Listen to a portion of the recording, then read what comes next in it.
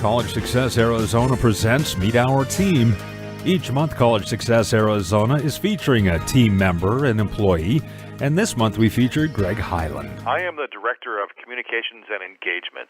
My job is to provide information to students, to parents, to anyone interested in going to college about our organization, and basically be the one source for all information about college, knowing, and going. And can you tell us a little bit about your background? I spent 23 years with the City of Yuma. My last position there was Director of Communications and Public Affairs, where we did all the promotion and marketing for the third largest metropolitan area in the state. We oversaw the operation of 6 television stations, plus provided news releases, media relations, things like that. I've been working in the communications industry in one form or another for about 30-some years. And can you tell us how you came to be associated with College Success Arizona?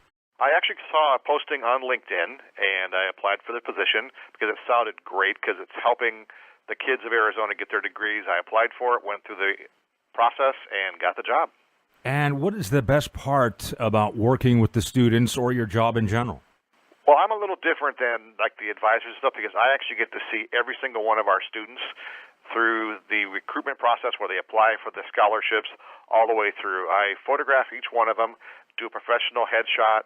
I get to speak to them. They're interviewed on videotape. So it's great. It's really fulfilling to hear their stories. And then one of the things we do is we do student stories, which are published on our website. And there I get to see the amazing things these kids are doing. And we're hearing a lot more these days about college attainment and the college attainment rate. Why do you feel that increasing Arizona's college attainment rate is so important? Well, Georgetown did a study a couple of years ago that showed that 68% of the jobs in Arizona were going to require some form of education beyond high school by 2020, and we aren't anywhere close to that now. And as we all know, technology is changing, our workforce is changing, everything we do is becoming more and more technical. So we need to have a trained workforce. If not, the companies are going to go to other states, and with that goes the money, and that with the money goes our economy. So we want to bring those companies here, we want to bring those dollars here and help our economy. And what other projects, activities, groups are you involved in? Oh, I'm a Mason. I'm also a Shriner. I'm involved with the Arizona Center for Film Studies through ASU. And that's about it. I have 2 daughters that are at ASU right now, so that kind of keeps me busy. And looking down the road into the future, can you tell us about your vision for the Arizona of the future? Well, we're involved in a program called Achieve 60 AZ, where we hope to have 60% of our residents have some form of education or certificate or diploma by the year 2030. And if we can achieve that, our economy will be booming, people will make more money, and that's where I see the future of Arizona. If you had a message or have a message for a student just beginning their college career, what would that message be? The very first thing is find a mentor. Find someone that you can talk to, someone that can help you through the trials and tribulations you're going to have through college. We find that having a mentor or advisor is one of the best things that keeps you on track. The other message I would have is make sure you take 15 credits a semester, because if you don't take 15, you're not going to graduate in 4. And if you don't graduate in 4, it costs you more money, and that's not good. And some stuff about your personal life, I guess, about you, your hometown, your family. Can you share some of that information? Sure. I was born in Minnetonka, Minnesota, which is a suburb of Minneapolis. Moved to Arizona in August of 1973. So I've been in Arizona, with the exception of when I went away to college, for over 40 years. My parents were small businessmen in Minnesota and also here in Phoenix. We actually owned a store called the Caramel Corn Shop in what used to be Thomas Mall on 44th and Thomas. So it's kind of funny, I'm actually working about 2 miles from where I worked when I was in high school. I've been married for over 25 years. As I mentioned before, I've got 2 daughters that are at Arizona State University. They're in the Barrett Honors College, and they're both going to graduate this next May. One actually a year early, and then she's going to go back and get her master's degree. And sometimes our first jobs are interesting and memorable. Can you tell us about your first job or maybe your most interesting job? Well, my first job was not the most interesting. My first job was as a roger in the cornfields in Minnesota, where you would literally run down the rows with a machete, and you would chop out the corn stalks that were too high.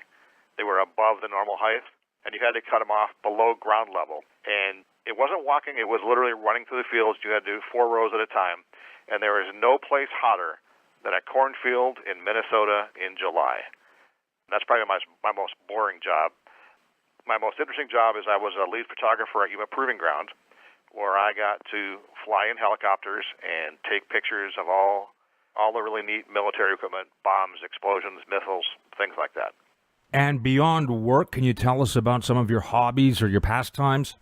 I was involved for many years in service clubs, Kiwanis and Rotary, and then I'm now a Mason, as I mentioned, and a Shriner, and that keeps up a lot of my time. And right now we're building a home over in the West Valley, so that's keeping us busy too. And on a lighter note, we all have a favorite television show. What's yours? Oh, gosh. I suppose NCIS. I like that show a lot, and I like the spinoffs, just like to follow the characters. And I actually started watching it when it was an actual spinoff of the show Jag. So I suppose that's probably my most favorite show. And kind of on a lighter note here, keeping it on the lighter note, what's the one thing you couldn't live without? Probably books. I find myself still, after all these years, reading for entertainment. I like to keep my mind active, and I don't think I could do anything without some form of printed material. And what is your culinary specialty if you cook it all? Well, I used to, a standard guy thing, I used to grill quite a bit, and people tell me my burgers are pretty good. And a guilty pleasure, do you have one? Binge watching shows on Netflix, some of the new ones. We're actually watching a show called Narcos right now, and we cranked out about 4 episodes on Sunday night. And do you have a Facebook, Instagram, or Twitter account, social media accounts? How involved in social media are you? Well, actually, I do have those. They're mostly for work, but I do have personal ones, too. I do have Facebook, I have Twitter, I have LinkedIn. I do have Instagram, although I don't use it. I was trained as a professional photographer, and that's how that app was designed, but I really don't use it. But I probably post between my work postings and my personal postings probably about 15 a day. Most of them are college-related. And music. What would be the band you would listen to for the rest of your life? Well, he's not really a band. He's more of a performer, and I have listened to Elton John since the early 70s. I still listen to Elton John, and I actually went up and saw him a couple years ago at Caesars Palace in Vegas. One of the most amazing concerts I've ever seen, so I would say Elton John. And what is your proudest moment in life? Well, I have several, actually. The births of my daughters, and when they graduated from high school, and now that they're at ASU and going to graduate soon. And then marrying my wife. We have been married for 25 years, been together for over 27 years. So those are my moments. If you had a theme song, what would it be? I'm trying to think of the name of it. It's by Elton John and Leon Russell. If it wasn't for good, you'd be bad, I think it is called. And what would you want your superpower to be? Knowledge.